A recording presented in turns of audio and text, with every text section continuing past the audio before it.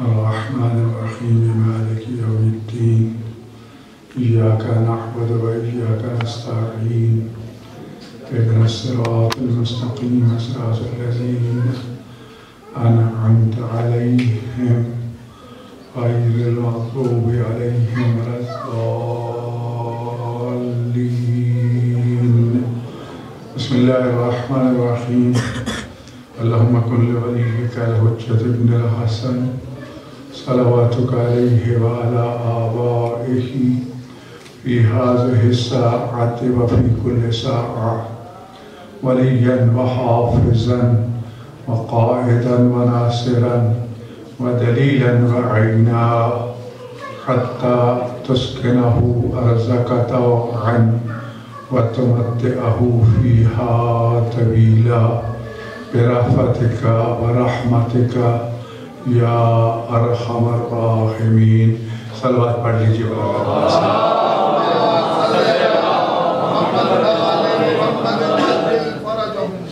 اعوذ باللہ من الشیطان اللعین الرجیم. بسم اللہ الرحمن الرحیم. الحمد للہ رب العالمین والعاقبۃ للمتقین والصلاة والسلام علی خاتم الانبیاء والمرسلین ابی القاسم محمد صلی اللہ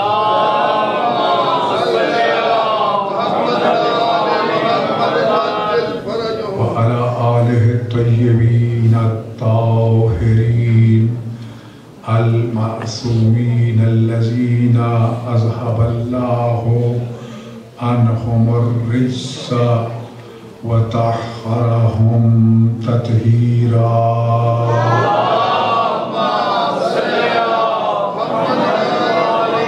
لعنة الله على أعدائهم أجمعين ملعونين من يوم عداوتهم إلى يوم الدين وبعد يوم الدين.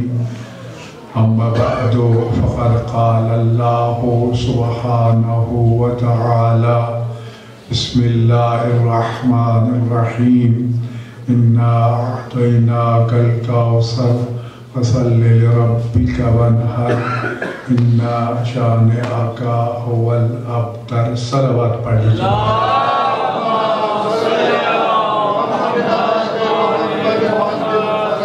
خداوند متعال اس مخدومہ کائنات کے وسیلہ جلیلہ سے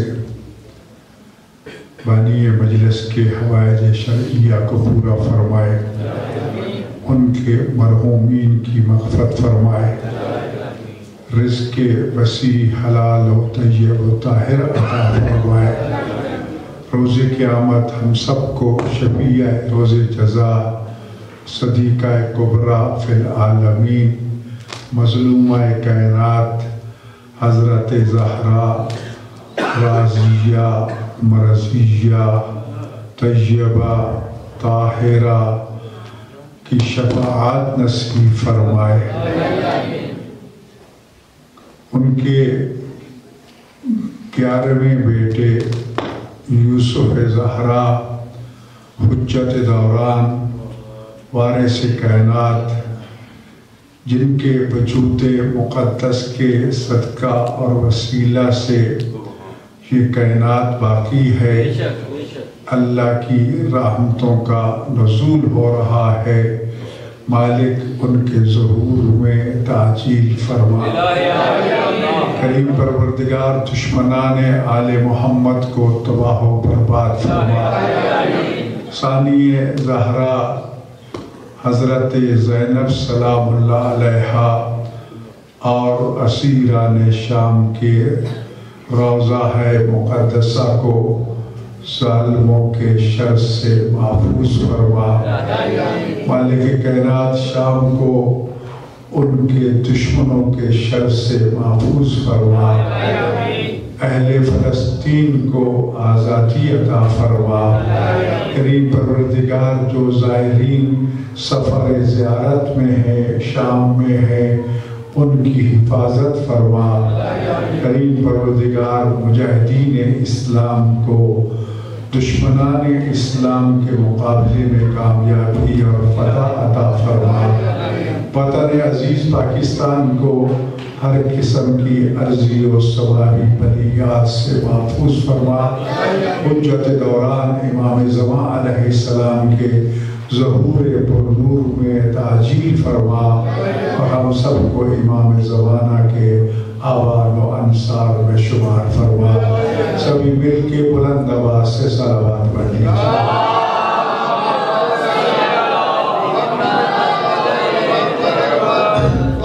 عزیزان گرامی، جناب بذات الرسول زہرا رازیہ مرضیہ کی شہادت کے ایام کے حوالے سے اس خمسہ کی آخری مجلس ہے۔ اگرچہ پورا سال بھی اس بی بی کی تعلیمات، اس کے خطبے اور ان کے فرامین پر گفتگو کی جائے تو کتابوں کے انبار ہیں۔ مفسرین نے بی بی کے خطبات و کلمات پر ایک ایک جملے پر کتابیں لکھ ڈالی۔ حق ادا نہیں ہو سکتا، تاہم صرف رسول ثواب کے لیے، شریک ثواب ہونے کے لیے، اس بی بی کی سیرت سے چند روشن پہلوؤں کو حاصل کرنے کے لیے یہ چند دن سلسلہ مجالس جاری رہا۔ خدا ہمیں توفیق فرمائے کہ یہ سلسلہ جاری و ساری رہے، اور شفیع روز جزا کو ہم سے راضی فرمائے۔ یقیناً اس مختومہ کی شفاعت کائنات کا پروردگار کبھی رد نہیں فرماتا۔ اللہ ہم سب کو، ہماری بیٹیوں کو، ہمارے طلبہ و طالبات کو، ہمارے مراکز علمیہ کو اس بی بی کے صدقے میں ہر بلا سے محفوظ رکھے، علم و عمل کی توفیق عطا فرمائے۔ سب مل کے بلند آواز سے صلوات پڑھ لیجیے۔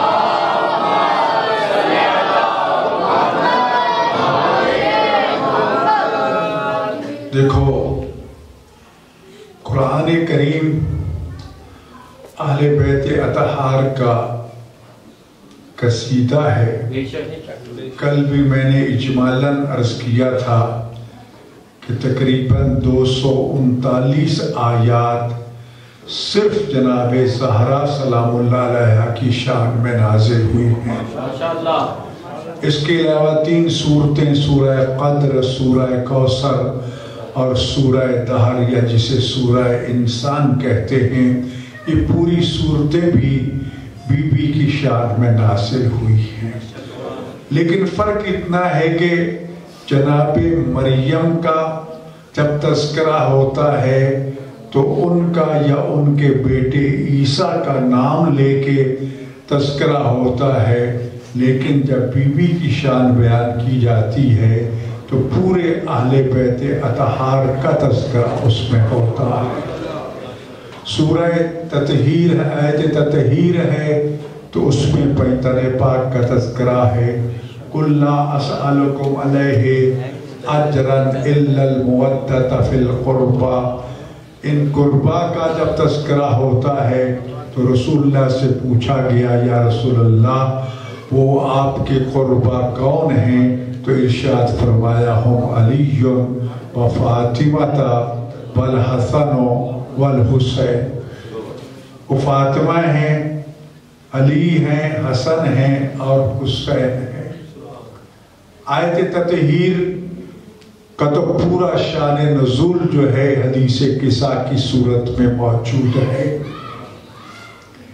اس بی بی کی شان جب سورہ کوثر کی صورت میں بیان ہوئی، یا جب جناب زہرا سلام اللہ علیہ کی شان جو ہے رسول اللہ نے بیان فرمائی کہ فاطمہ تو بضعۃ منی، فاطمہ میرا ٹکڑا ہے، فمن آذاہا فقد آذانی، جس نے فاطمہ کو اذیت پہنچائی اس نے مجھے اذیت پہنچائی۔ اور فرمایا رضا فاطمہ رضا اللہ، اللہ کی رضا کو جاننا چاہتے ہو تو ایک پیمانہ دے دیا رسول اللہ نے کہ جس سے میری فاطمہ اور زہرا راضی ہوگی اس سے اللہ بھی راضی ہوگا۔ پھر اس بیوی کے نام خود اللہ نے رکھے، انہی ناموں میں سے 9 نام ہیں جن میں سے ہر ایک کا پس منظر جو ہے ائمہ معصومین نے بیان فرمایا۔ حضرت امام جعفر صادق علیہ السلام یہ پوچھا گیا کہ اے فرزند رسول لما سمیت فاطمہ الزہرا الزہرا، کہ آپ کی جدہ زہرا کا نام زہرا کیوں رکھا گیا؟ تو جب یہ سوال ہوا تو امام جعفر صادق علیہ السلام نے ارشاد فرمایا جب اللہ نے فرشتوں کو پیدا کیا تو ہر طرف اندھیرا تھا، تاریکی تھی، فرشتے ایک دوسرے کو دیکھنے سے عاجز تھے۔ خدا کے حضور درخواست کی کہ کریم پروردگار اس تاریکی کو ختم فرما تاکہ ہم ایک دوسرے کو دیکھ سکیں۔ ادھر فرشتوں نے یہ التجا کی، ادھر اللہ تعالیٰ نے نور زہرا سے پردہ ہٹایا۔ ادھر اس پردے کا ہٹنا تھا، ارشاد فرمایا کہ اشرقت الارض والسماء، ساری زمینیں بھی روشن ہو گئی اور سارے آسمان بھی روشن ہو گئے۔ عظمت جناب سیدہ سلام اللہ علیہا بلند کر سلام۔ اور اتنی تیز روشنی تھی کہ یہ روشنی دے کر خرت الملائکۃ للہ ساجدین، فرشتوں کی آنکھیں چندی آ گئیں، خدا کے حضور سجدہ ریز ہو گئے، عرض کرتے الہنا و ربنا من لہذا النور، اے کریم پروردگار یہ کس کا نور ہے؟ تو جواب ملتا ہے ھذا نور من نوری، یہ میرے نور کا حصہ ہے، اودعہ فی صلب من نبی من انبیائی، اس نور کو میں اپنے انبیاء میں سے ایک نبی کی صلب میں ودیت کروں گا، وَأُفَضِّلُهُ عَلَىٰ جَمِيعِ انبیائی، جس نبی کی صلب میں اس نور کو ودیت کروں گا، اس نور کی وجہ سے اسے میں اپنے تمام انبیاء پر سرداری عطا کروں گا۔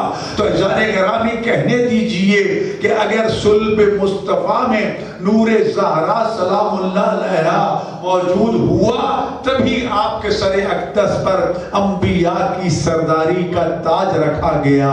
اور پھر اس کے آگے ارشاد فرماتے ہیں کہ میں اس نور سے کئی اور نور خلق فرماؤں گا اور جو اس کائنات میں میرے نظام کو چلائیں گے۔ تو یقیناً مخدومہ کائنات جناب زہرا سلام اللہ علیہا کا نور حقیقت میں دیکھا جائے تو چاند اور سورج کا نور جو ہے یہ نور زہرا کی خیرات ہے جو در بی بی سے ان کو حاصل ہوئی ہے۔ سلوات پڑھ لیجئے بلند آواز۔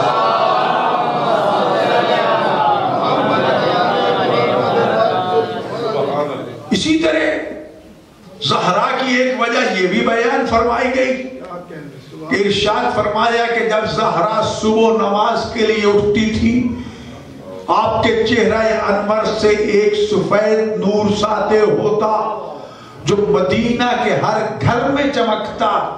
مدینہ والے سمجھ جاتے کہ اس وقت بطول مصلی عبادت پر ہے۔ جب ظہر کا وقت ہوتا ایک زرد قسم کا نور نمایاں ہوتا، وہ نور بھی ہر مدینہ والے کے گھر میں روشن ہوتا. اہل مدینہ سمجھ جاتے اس وقت بطول مصلی عبادت پر ہے. اور پھر فرماتے ہیں جب مغرب و عشاء کا وقت ہوتا تو ایک اور نور ساتے ہوتا جو سرخ رنگ کا ہوتا. وہ نور بھی اہل مدینہ کے ہر گھر میں ساتے ہوتا، روشن ہوتا. اہل مدینہ سمجھ جاتے اس وقت بطول مصلی عبادت پر ہے. یہ عظمت ہے سیدہ کائنات کی. اس لیے رسول اللہ نے ارشاد فرمایا تھا کہ فاطمہ تو انسانی صورت میں حور ہے. عزیزان گرامی، سیدہ سلام اللہ علیہا آیت تطہیر میں دیکھیے. کل میں نے کچھ عرض کیا تھا حدیث قصہ کے حوالے سے. جابر ابن عبداللہ انصاریہ کے در زہرا پہ سلام کرتے ہیں.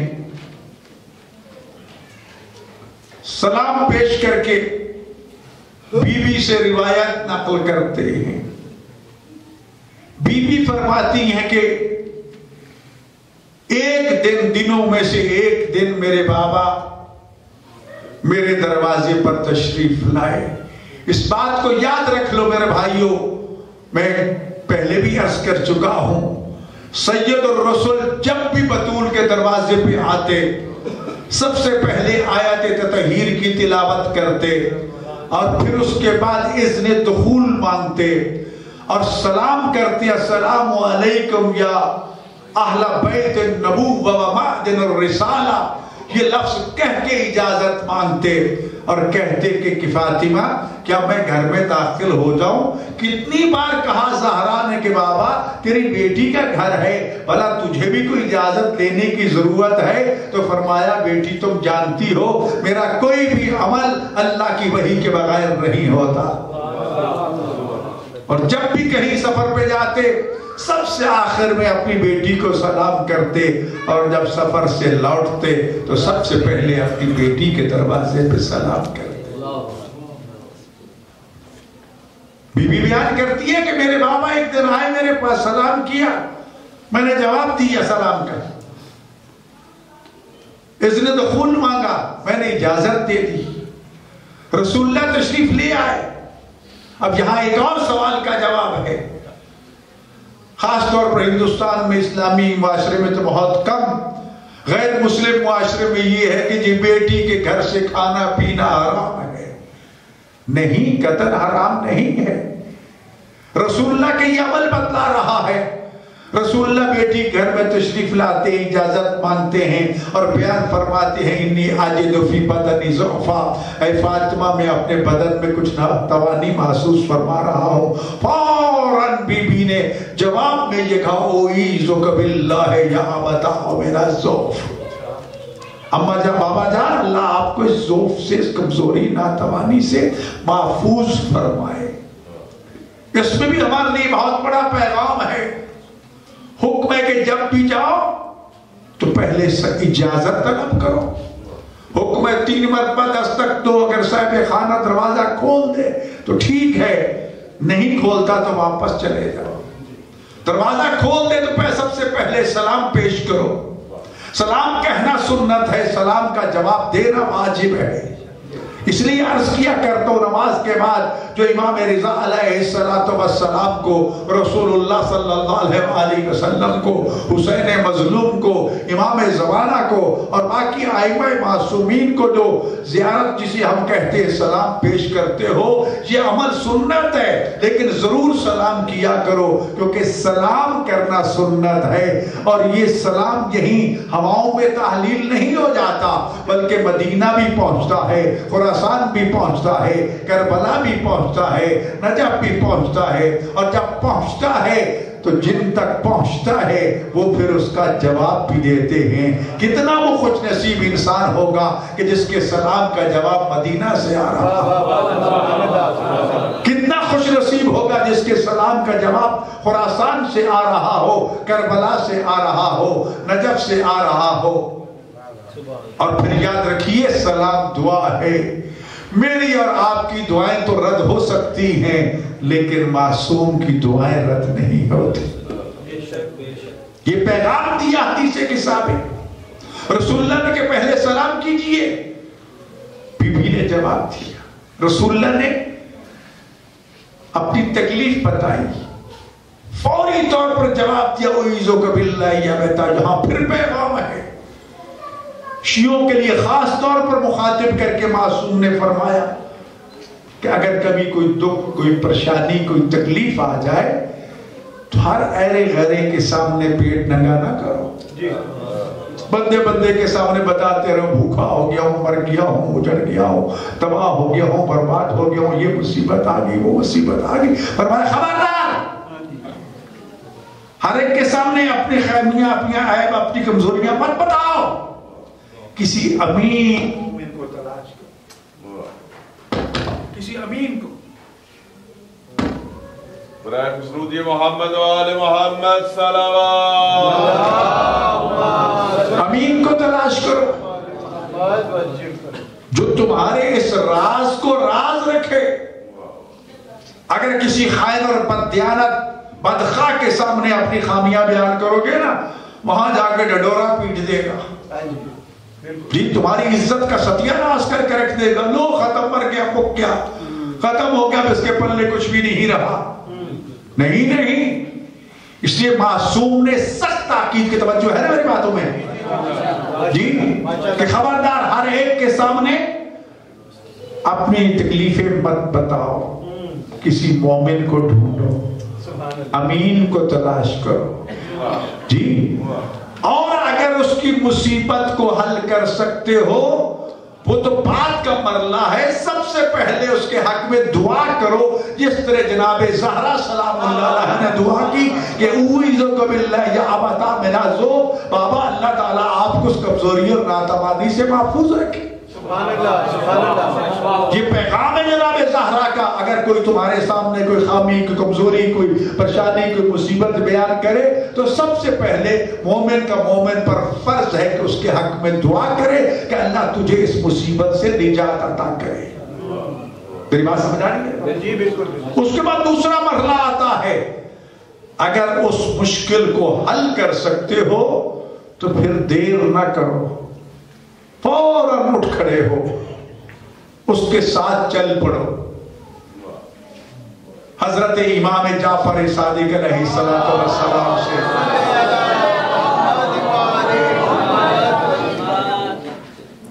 کسی نے سوال کیا کہ مناسک حج میں سے, حج کے اعمال میں سے سب سے افضل عمل کون سا ہے؟ تو آپ نے ارشاد فرمایا صفا اور مروہ کے درمیان سعی کرنا.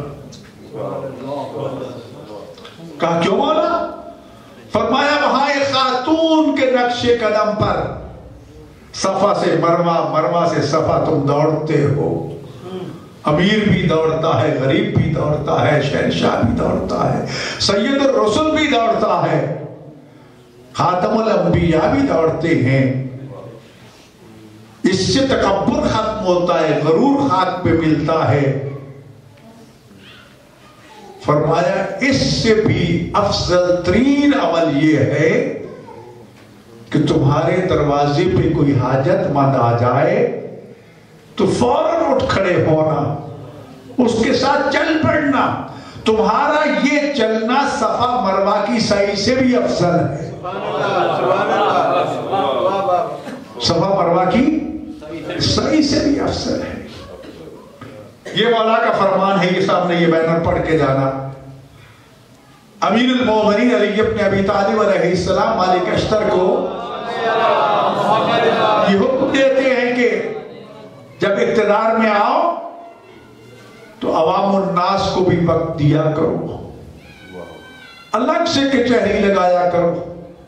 تمام حکمرانوں کو, سپاہیوں کو, فوجیوں کو, اہلکاروں کو کہو سب دور چلے جاؤ, صرف اور صرف وہاں پر عوام ہوں, اور انہیں کھل کے آزادی دو کہ تمہیں حکمرانوں سے کوئی شکایت ہے, کوئی تکلیف ہے, تاکہ وہ حکمرانوں کے سامنے جھجک اور ڈر محسوس کرتے ہوئے اپنی تکلیفیں چھپا نہ دیں جی. تو عزیزان گرامی اسی لیے اگر خدا تمہیں اقتدار دے، کوئی منصب دے، کوئی عہدہ دے، تو تنہائی میں ان لوگوں کی مصیبتیں مشکلیں سن لیا کرو اور پھر ان کو حل کرنے کی کوشش کرو. تو سیدہ کائنات کا یہ عمل جو ہے سب سے پہلے دعا، اور پھر ارشاد فرمایا اس مومن کی مصیبت کو دور کرو. جب تم اللہ کا نام لے کے چل پڑو گے خدا تمہاری مدد کرے گا. بس اوقات ایسے کئی کام ہوتے ہیں جو ناممکن ہیں. امیر المومنین علی بن ابی طالب علیہ السلام نے اپنے فرزند ارجمل محمد حنفیہ کو یہ ارشاد فرمایا تھا کہ لوگوں کی آپ سے بڑی توقعات وابستہ ہوگی، ضروری نہیں ہے کہ ساری کی ساری پوری کر سکو، لیکن مایوس نہیں ہونا، جتنی ہو سکے وہ ضرور کرو. یقیناً ہمارے استاد بزرگوار آیت اللہ العظمیٰ الشیخ فاضل الانکرانی، یہاں شاید ان کی تصویر بھی ہوگی جن سے ہم نے درس اجتہاد پڑھا، انہوں نے فرمایا کہ آپ پر یہ فرض ہے کہ فرائض اور واجبات کو ادا کرو، نوافل بے شک چھوڑ دو اور نکل جاؤ مخلوق خدا کی خدمت کے لیے، دکھی انسانیت کی خدمت کے لیے چلے جاؤ. اگر روز قیامت خدا پوچھے نا کہ تم نے یہ نوافل کیوں چھوڑ دیے تھے، میرا نام لے دینا کہ فاضل نے کہا تھا کہ یہ چھوڑ دو، صرف مومنوں کی جا کے خدمت کرو. تو عزیزان گرامی ان چیزوں میں توجہ دیجیے. دکھی انسانوں کی خدمت بہت بڑی عبادت ہے.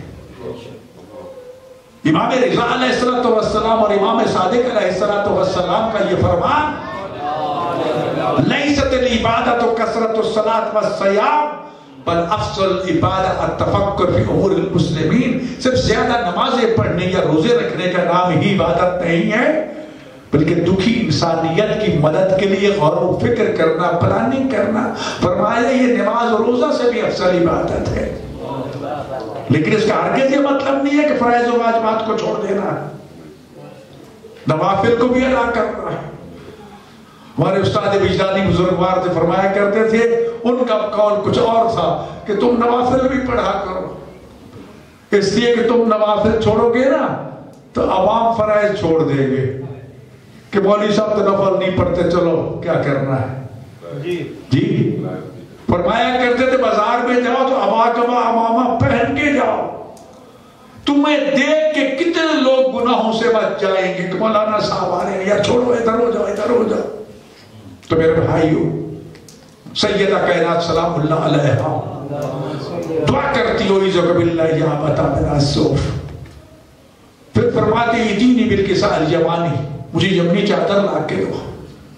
بی بی چادر لا کے دیتی ہے، رسول اللہ چادر اڑ کے لیٹ جاتے. فرماتی تھوڑی ہی دیر گزری تھی کہ میرا بیٹا حسن آ جاتا ہے. آپ بچوں کی تربیت کا پہلو توجہ چاہتا ہوں، سب بچوں سے خاص طور پر. جب حسن آئے تو سب سے پہلے سلام کیا، السلام علیکہ یا اماں، اماں جان آپ کو سلام دے. اور پھر ساتھ ہی فرماتے ہیں انی اشم عندک رائحۃ طیبۃ کأنہا رائحۃ جدی رسول اللہ. اماں جان میں آپ کے قریب اپنے نانا رسول اللہ جو اللہ کے رسول ہے ان کی خوشبو سونگھ رہا ہوں. یہاں دو پہلو ہیں، انی اشم عندک رائحۃ طیبۃ کأنہا رائحۃ جدی. اتنا کہنے سے بات واضح نہیں ہو گئی تھی کہ میں نانا کی خوشبو سونگھ رہا ہوں؟ نہیں، ساتھ منصب رسالت کو بھی بیان فرما دیا، جدی رسول اللہ. گویا کہ حسن بتا رہے ہیں آج جو کچھ ہو رہا ہے اس کا تعلق صرف رشتے سے نہیں ہے، منصب سے ہے. جی یہ منصب رسالت کا کام ہو رہا ہے، یہ رشتے کا کام نہیں ہو رہا. فرمایا ہاں تیرے نانا چادر میں آرام فرما رہے ہیں، آ کے سلام کرتے السلام علیکم یا جدہ یا رسول اللہ. اتعذر لی ادخلا، تحت حاصل کی ساک اجازت ہے کس چادر کے نیچے آ جاؤ؟ تو کیا فرمایا؟ ہاں بیٹے، اے میرے حسن، اس چادر میں تشریف لے آؤ۔ یا صاحب حوض، تعارف کروا دیا کہ یہ آنے والی کوئی عام ہستی نہیں ہے، یہ حوض کوثر کا مالک ہے۔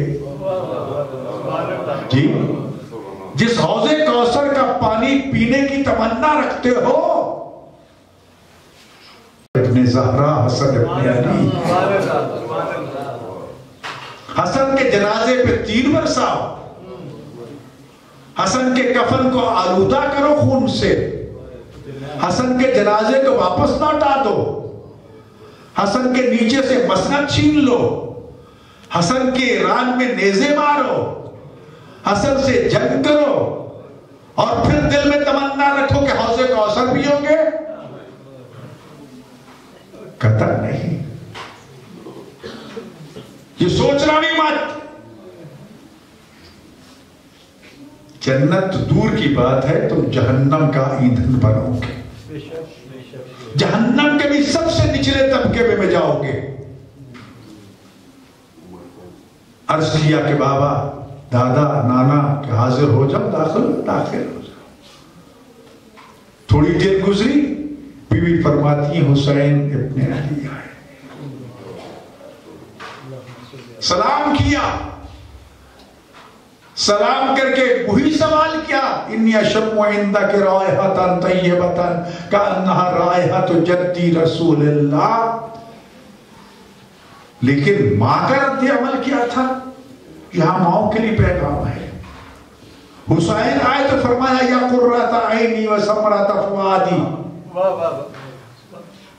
حسن آئے، حسین آئے، دونوں کے لیے یہی لفظ استعمال کی، یا قرۃ عینی، وہ میری آنکھوں کی ٹھنڈک، وہ میرے جگر کے ٹکڑے۔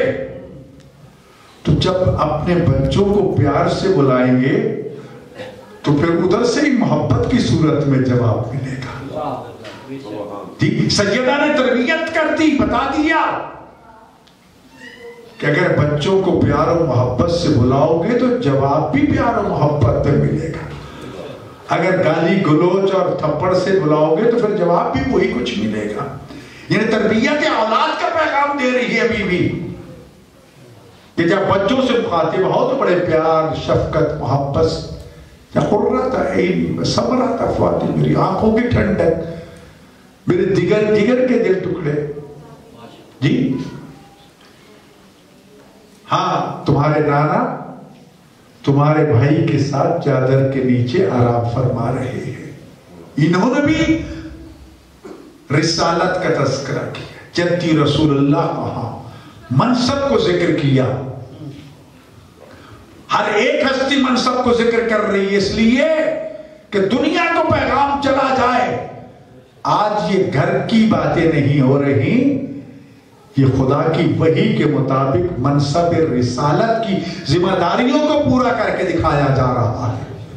تو جبر بھائی صلوات پڑھ لیجیے بلند آواز۔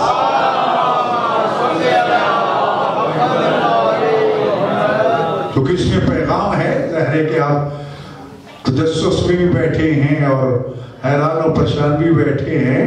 بس میری درخواست یہی ہے کہ ذرا اس بات کو سمجھنے کی کوشش کریں کہ بیوی پیغام کیا دے رہی ہے۔ صلوات پڑھ لیجیے بلند آواز۔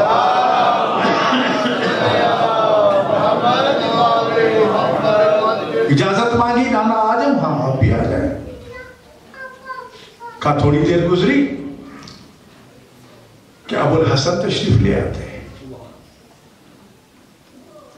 سلام کرتے ہیں، بی بی سلام کا جواب دیتی ہیں، وہ بھی یہی کلمہ کہتے ہیں، انی اشم عندک رائحۃ کأنہا رائحۃ اخی وابن عمی رسول اللہ۔ فاطمہ، میں تمہارے پاس ایک ایسی خوشبو سونگھ رہا ہوں جو میرے چچا کے بیٹے محمد مصطفیٰ اللہ کے نبی اور رسول کی خوشبو ہے۔ تو بی بی جواب دیتی ہے، ہاں ابو الحسن، تیرے چچا کا بیٹا تیرے بیٹوں کے ساتھ چادر کسا کے نیچے آرام فرما رہا ہے. دیکھو نا، آپ گھر میں ہزاروں مرتبہ یہ دیکھتے ہیں.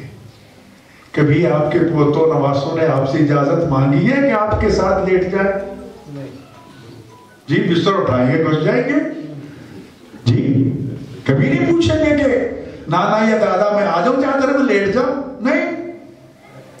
لیکن یہاں شہزادے پوچھ رہے ہیں، معصوم ہیں، امام ہیں، ان کا عمل احکام شریعت میں سے ایک حکم شرعی ہے. جی علی نے بھی اجازت مانگی، یا رسول اللہ کہ میں داخل ہو جاؤں؟ جی اے میرے چچا کے بیٹے، اے اللہ کے رسول، کیا اس چادر کے نیچے داخل ہو جاؤں؟ تو آپ نے کیا فرمایا؟ یا صاحب حوضی، اے میرے حوض کوثر کے مالک، یا خلیفتی، اے میرے خلیفہ، یا مسیحی، اے میرے مسیح، وصاحب لوائی، روز دنیا میں بھی میرا پرچم اٹھانے والے اور روز قیامت لوال حمد اٹھانے والے علی، آ جاؤ، تم بھی آ جاؤ. جی تو یہاں کتنے مسئلے حل کر دیے رسول اللہ نے؟ یا مسیحی و یا خلیفتی و یا صاحب لوائی. جی کہ میرے بعد اگر کوئی میرا خلیفہ ہے تو علی ابن ابی طالب ہے. اگر خلیفہ کے معنی نہیں آتے تو فرمایا میرے بعد کوئی اگر امام ہے تو وہ علی ابن ابی طالب ہے. اگر یہ بھی سمجھ نہیں آتا تو پھر فرمایا میرے بعد اگر کوئی میرے لوال حمد کا وارث ہے تو وہ بھی علی ابن ابی طالب ہے. اتنے القاب جتنے بھی علی کے منصب تھے وہ سارے بیان کر کے دنیا کو بتا دیا. کل شک نہ کرنا، ٹھیک ہے خلیفہ مانتے ہیں، ولی نہیں مانتے، ولی مانتے ہیں اس کو آپ کا جانشین نہیں مانتے. نہیں، سارے القاب بتا کے سارے شکوک و شبہات دور کر دیے. کل یہ نہ کہنا کہ رسول نے بتایا نہیں تھا. امام نعرہ حیدری. اب جب یہ سارے آ گئے تو اس وقت جناب زہرا سلام اللہ علیہا خرامہ خرامہ چلتی ہوئی آئی، آ کر سلام کیا. سلام کرنے کے بعد عرض کرتی ہیں، یا اباتا، اے بابا جان، کیا میں اس چادر میں داخل ہو جاؤں؟ فرمایا ہاں فاطمہ، اور تم بھی داخل ہو جاؤ. سیدہ جب داخل ہو گئی تو بی بی نے ایک کلمہ کہا، فَلَمَّ اكْتَمَلْنَ جَمِيعًا. یہ نہیں کہا کہ جب ہم سارے چادر کے نیچے اکٹھے ہو گئے، بلکہ فرمایا جب ہم سارے مکمل ہو گئے. مکمل کیسے؟ رسول اللہ نے فرمایا تھا اول ما خلق اللہ نوری، اللہ نے سب سے پہلے میرے نور کو خلق فرمایا. پھر ارشاد فرمایا انا و علی من نور واحد، میں اور علی ایک ہی نور سے ہیں. پھر فرمایا فاطمہ تو بضعۃ منی، فاطمہ میرا ٹکڑا ہے. اور پھر فرمایا الحسن والحسین و ریحانہ طاہیہ، حسن اور حسین میری خوشبو ہیں. جبرائیل کہتے ہیں میرے فردن فردن تو سب کو پہچانا اور پہچانتا تھا، لیکن جب یہ سارے جمع ہو گئے اور بی بی نے یہ کہا کہ وہ نور جو کئی ٹکڑوں میں تقسیم ہو گیا تھا آج چادر کے نیچے جب اکٹھا ہوا تو ایک مرتبہ پھر وہ نور مکمل ہو گیا. اس لیے فرمایا فَلَمَّ اكْتَمَلْنَ جَمِيعًا، جب ہم سارے کے سارے جمع ہو گئے تو اس وقت رسول خدا صلی اللہ علیہ وآلہ وسلم نے چادر کا کونا اٹھا کے کہا اللہم ان ہؤلاء اہل بیتی، میرے اللہ یہ ہے میرے اہل بیت، انہم منی وانا منہم، یہ مجھ سے ہے میں ان سے ہوں. جو ان سے جنگ کرے گا وہ مجھ سے جنگ کرے گا، جو ان سے صلح کرے گا وہ مجھ سے صلح کرے گا. جب یہ نورانی محفل سجی تو فرشتوں نے خالق سے پوچھا پروردگار یہ چادر کے نیچے کون ہے؟ جبرائیل تم نہیں جانتے؟ پروردگار نہیں؟ تم تو کئی مرتبہ گئے ہو، جب بھی گیا ہوں ایک ایک کو دیکھا ہے۔ ایک واقعہ ہے امیر المومنین علی بن ابی طالب علیہ السلام کا، صلوات پڑھ لیجئے بلند آواز سے۔ ایک دن جبرائیل رسول اللہ کی خدمت میں حاضر ہوئے، رسول اللہ نے پوچھا کہ جبرائیل تیری عمر کتنی ہے؟ مولا اور تو مجھے کوئی پتہ نہیں، ایک ستارہ کئی ہزار سال کے بعد طلوع ہوتا تھا، میں اسے کئی ہزار مرتبہ طلوع ہوتے دیکھ چکا ہوں۔ فرمایا کہ اس ستارے کو پہچان لو گے؟ کہا کیوں نہیں، میں نے ہزاروں مرتبہ دیکھا ہے۔ اتنے میں علی ابن ابی طالب مسجد میں داخل ہوتے ہیں، فرماتے ہیں علی اتو منی، علی میرے قریب آؤ۔ علی کی پیشانی سے رسول اللہ نے اپنی پیشانی ملائی، جب دو پیشانیاں ملی تو ایک ایسا نور ساطع ہوا جس کو دیکھ کر جبرائیل قسم کھا کے کہتا ہے کہ مجھے قسم از رب کبریا کی جس کے قبضہ قدرت پہ میری جان ہے، یہی وہ نور ہے جس کو میں نے کئی ہزار مرتبہ طلوع ہوتے دیکھا۔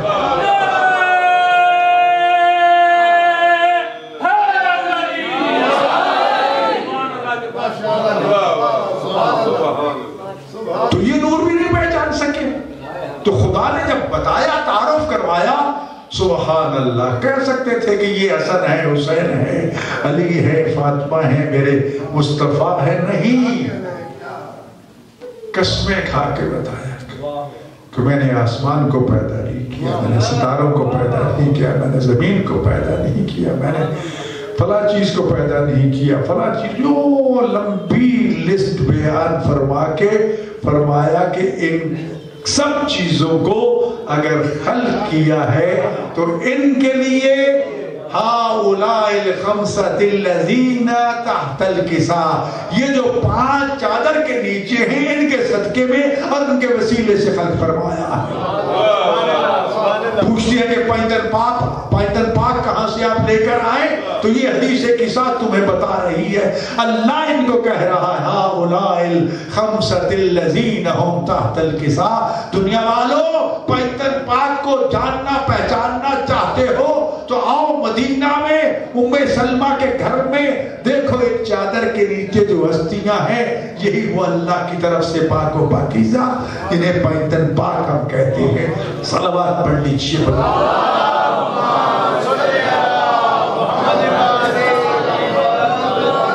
اب یہاں ایک اور مسئلہ بن جاتا ہے۔ جبرائیل نے کہا کہ پروردگار کیا مجھے اجازت ہے کہ میں جاؤں؟ کہا جاؤ۔ جبرائیل وحی لے کے نازل ہوئے، اجازت مانگی، یا رسول اللہ کیا میں چادر کے نیچے آ جاؤں؟ ہاں جبرائیل تم بھی آ جاؤ۔ آنے کے بعد پھر وہ ساری قسمیں دہرائیں کہ اللہ نے یہ کہا ہے کہ میں نے چاند کو پیدا کیا، میں نے سورج کو پیدا کیا، میں نے ارض و سما کو پیدا کیا، میں نے فلاں فلاں فلاں فلاں، یہ ساری قسمیں کھانے کے بعد کہا کہ اللہ فرما رہا ہے انما یرید اللہ لیذھب عنکم الرجس اہل البیت ویطہرکم تطہیرا۔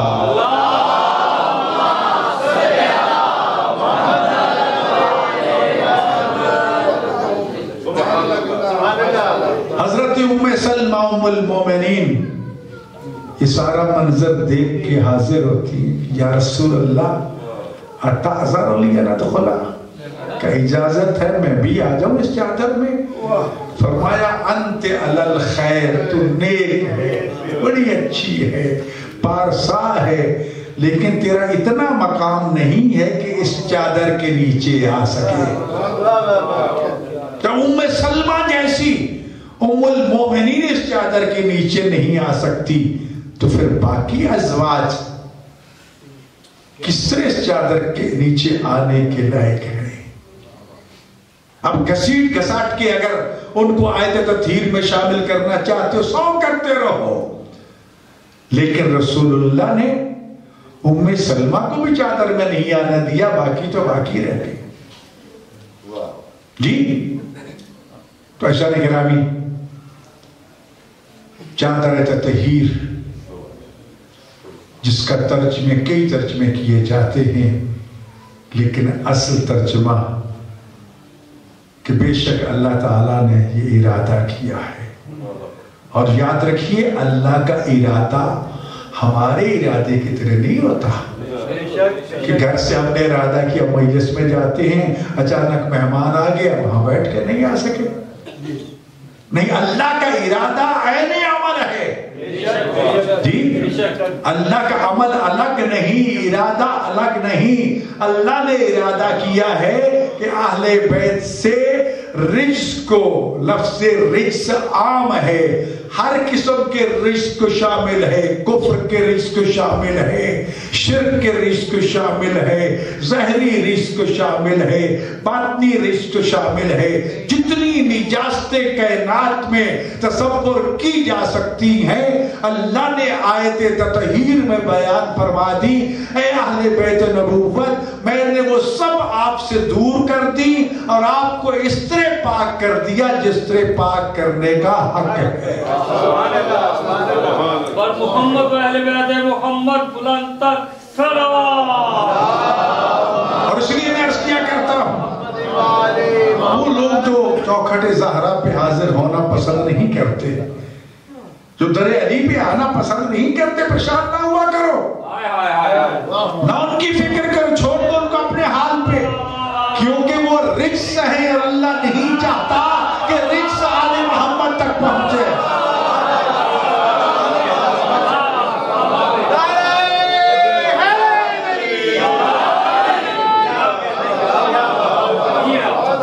और आप हर रोज आजमाते हैं, दफ्तरों में, बाजारों में, दुकानों में, मोहल्लों में आपको कई रिश्त नजर आएंगे।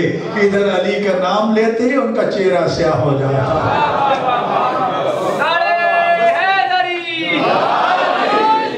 इधर बतूल की अजमत बयान करते हैं, मजलूमियत बयान करते हैं, उनके चेहरे कोयले की तरह स्याह हो जाते हैं। परेशान होने की जरूरत नहीं है।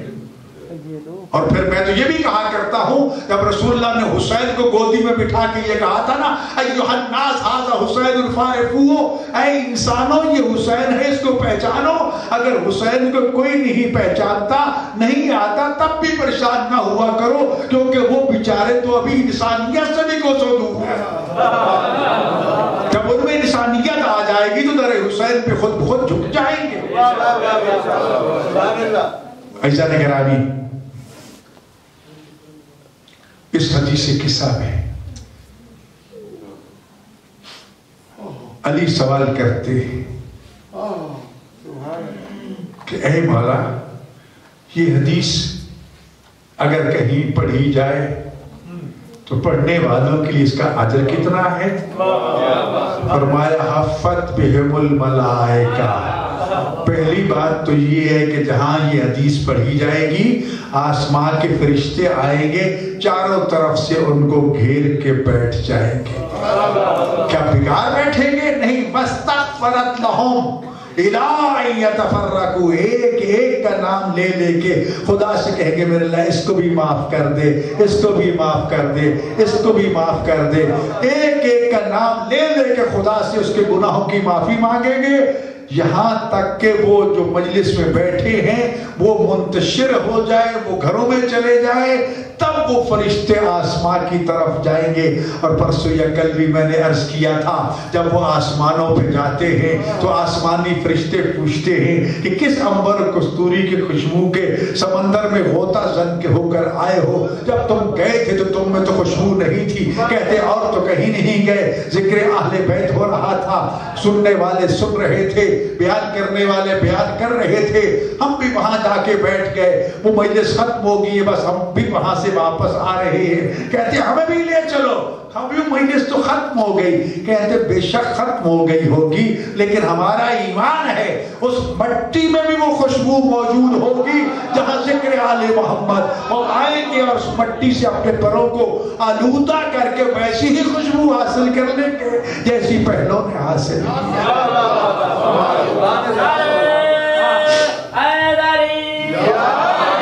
ऐसा नहीं करामी सैयदा कायनात رسول اللہ سے جب علی نے یہ سوال کیا تو پھر آخری جو سند تھی، کتنا بڑا اعزاز ہے، فاز شیعتنا فازو و فاز شیعتنا، اے میرے رسول میرے شیعہ بھی کامیاب ہوئے اور اس میں شرکت کرنے والے بھی۔ رسول اللہ نے بھی فرما دیا یا علی انت و شیعتک هم الفائزون، علی تو اور تیرے شیعہ کامیاب ہیں، خوش نصیب ہیں وہ بیٹیاں جن کے نام زہرا کے نام پہ ہیں۔ نام بی بی کا لیا جائے گا، نسبت زہرا کی وجہ سے خیر اور خوشبختی حاصل ہوگی، نام بی بی کا لیا جائے گا، ذکر حسنین کی ماں کا ہوگا۔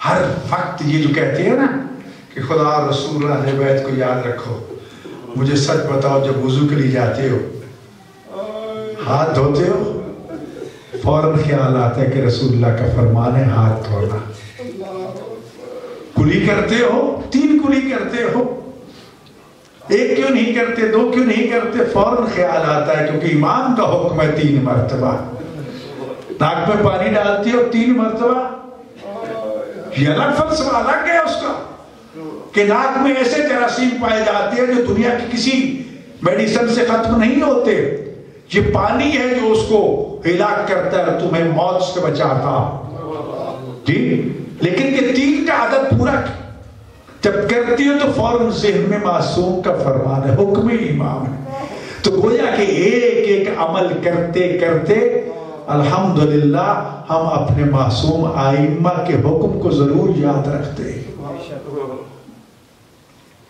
کسی نہ کسی بہانے کھانے پہ بیٹھے بسم اللہ الرحمن الرحیم پڑھ لیا، حکم خدا ہے، حکم رسول ہے، حکم اہل بیت ہے۔ تو میرے بھائیوں جس طرح ان پہلوؤں پہ توجہ رکھتے ہو تو پھر ایک کام اور بھی کیا کرو۔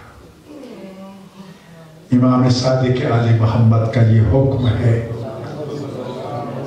جب ایک اپنے صحابی سے کہا کہ تم کیا ہر روز میرے جد مظلوم حسین کی زیارت کو جاتے ہو؟ کہتا مولا بہت مشکل ہے ہر روز جانا،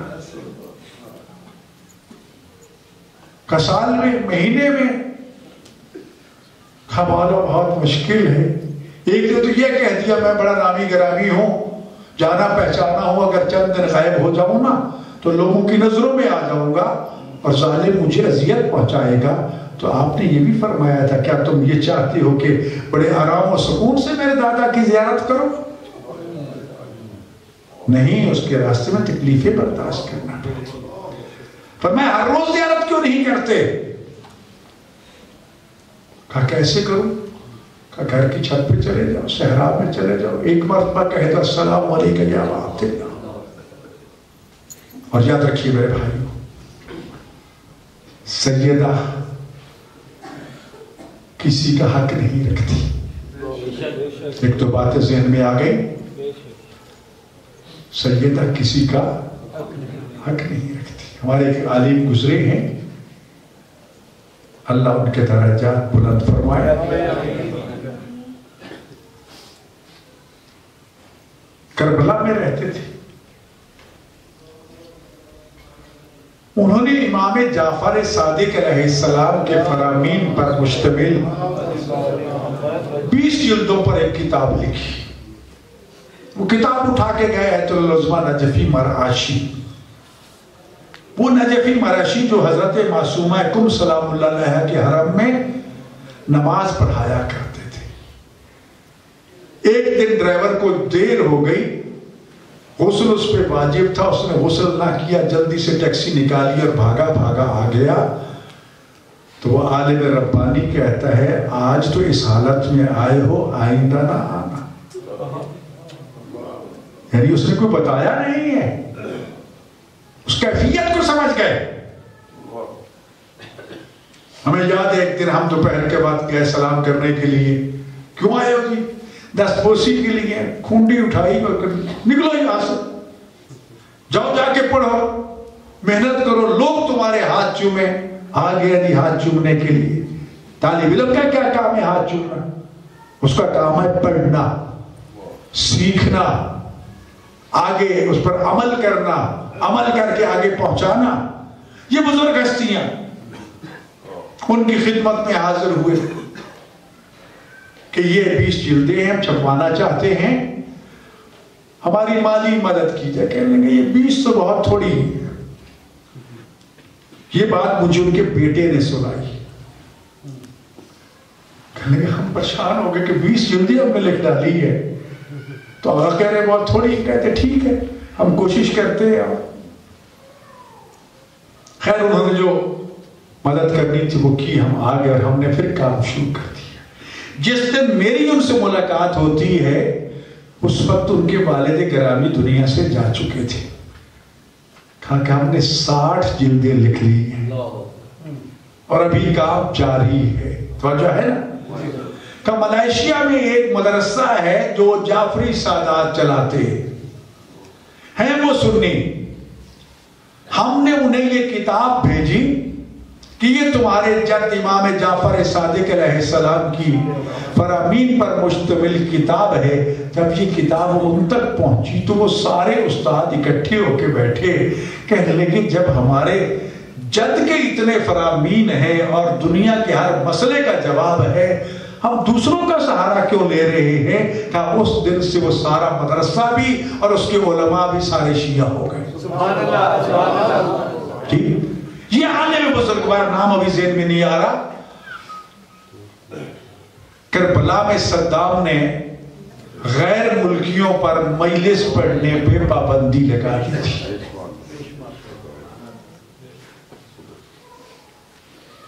انہوں نے احتجاج کیا کہ کربلا ہر ایک کا تیرے باپ کا تو نہیں ہے. احتجاج کیا, گرفتار کر لیے گئے. اب ان کو گرفتار کر کے علماء جب گرفتار ہوتے یا بغداد لے کے جاتے یا پھر نجف کی طرف, کھا انہیں وہ لے کے نجف روڈ پہ چل پڑے. وہ کہنے لگے میں نے سوچا کہ یہ مجھے نجف لے کے جا رہے ہیں, لیکن جب درمیان میں پہنچے نا تو مین روڈ سے گاڑی سائڈ پہ چلی گئی. اب مجھے یقین ہو گیا کہ مجھے یہ قتل کرنا چاہتے ہیں. کاظم قزوینی نام ہے, نام یاد آ گیا, آیت اللہ سید کاظم قزوینی. میں نے سوچا کہ بس آج زندگی کا آخری دن ہے. کہا کہ میں نے مدینہ کا رخ کیا, سیدہ کائنات کو پکارا, اپنی جدہ کو, آقا زادی مجھے ان ظالموں کے شر سے بچا لے, میں تیرے حالات پہ کتاب لکھوں گا. کہ ادھر میں نے منت مانی, ادھر وہ کدالے نکال کے قبر کھود رہے تھے کہ وائرلیس بجی. انہوں نے کہا کہ اسے بغداد لے کے آ جاؤ. بی بی نے اس طرح مدد کی کہ فوراً وہ ارادے سارے بدل گئے. بغداد لے گئے, وہاں چند دن انہوں نے جیل میں رکھا, پھر مجھے چھوڑ دیا کہ کاظمین جا سکتے ہو, کہیں اور نہیں جا سکتے. پھر چند دن کے بعد کہتے ہیں نجف جا سکتے ہو, کربلا نہیں جا سکتے. پھر کچھ دنوں کے بعد کہا کربلا بھی جا سکتے ہو. تو وہ کتاب پھر انہوں نے فاطمہ من المہد الی اللحد, فاطمہ آغوش مادر سے دیوار قبر تک, یہ کتاب لکھی. صرف ایک کتاب نہیں لکھی, پھر 14 معصومین پہ یہ کتابیں لکھی, ہر امام پہ ایک کتاب لکھی کہ آغوش مادر سے دیوار قبر تک. تو یہ ایسے کئی معجزات ہیں سیدہ کائنات کے. میرے بھائیو, جب بھی کبھی مشکل آئے, اگر اجازت دے تو وہ واقعہ بھی, جب ایک عزادار نے صف عزا بچھانا چاہی, گھر میں عزاداری کا سامان نہیں تھا, دونوں میاں بیوی رونے لگ گئے کہ محرم آ گیا ہے, صف عزا بچھانی ہے, گھر میں کچھ بھی نہیں ہے, کیا کریں.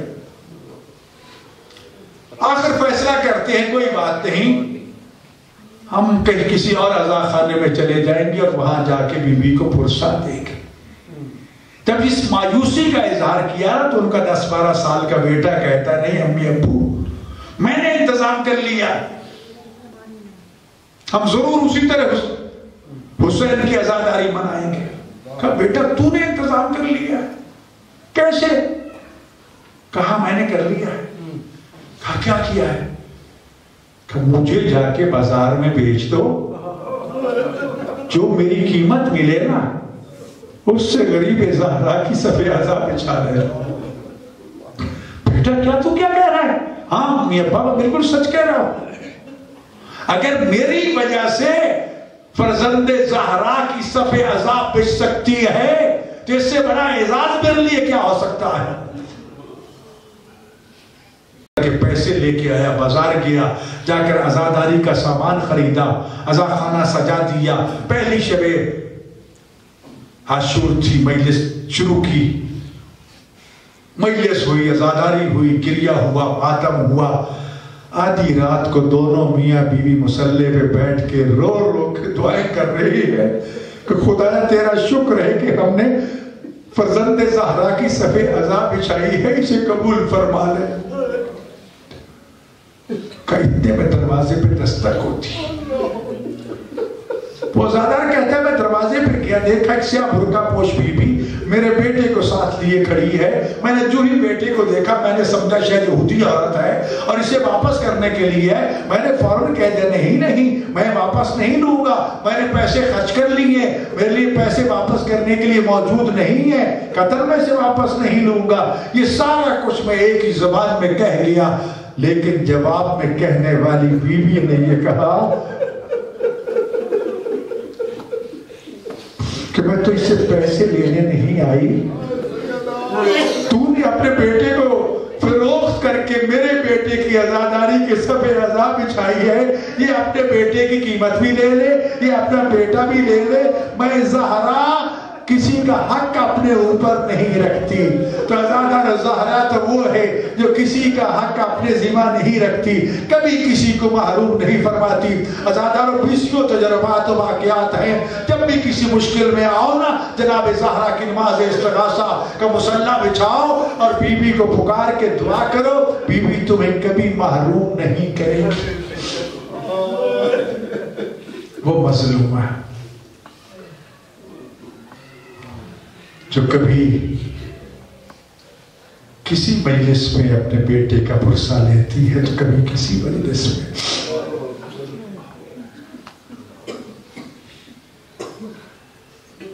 ایک دن جب دروغہ شام نے سجاد سے یہ کہا نا کہ سجاد جب زندان کا دروازہ بند ہوتا ہے نا تو اچھی طرح دیکھ لیا کرو تمہاری کوئی خاتون باہر نہ رہ جائے, کیونکہ آدھی رات کے وقت میں ہر روز دیکھتا ہوں ایک بی بی جو ہے وہ دیوار زندان سے ٹکرے مار مار کے رو رو کے گریہ کرتی ہے. سجاد کہتے ہیں ہماری تو کوئی خاتون باہر نہیں ہوتی. اچھا آج مجھے بتانا, اگر جب وہ بی بی آئے نا تو مجھے بلا لینا. عزادارو زندان کا دروازہ بند ہو گیا. آدھی رات کو وہی برقع پوش بیوی دیوار زندان سے ٹکرے مار کے رو رہی تھی. دروغہ زندان سجاد کے پاس آتا ہے, سجاد آؤ آگے پہچانو یہ بی بی تیرے خاندان کی تو نہیں. عزادار جب سجاد آئے تو پوچھا بی بی تو کون ہے, تو رو کے زہرا کہتی ہے سجاد میں تیری دادی زہرا, میں بقیہ چھوڑ کے آئی, میں تمہارے ساتھ ساتھ سفر کر رہی ہوں.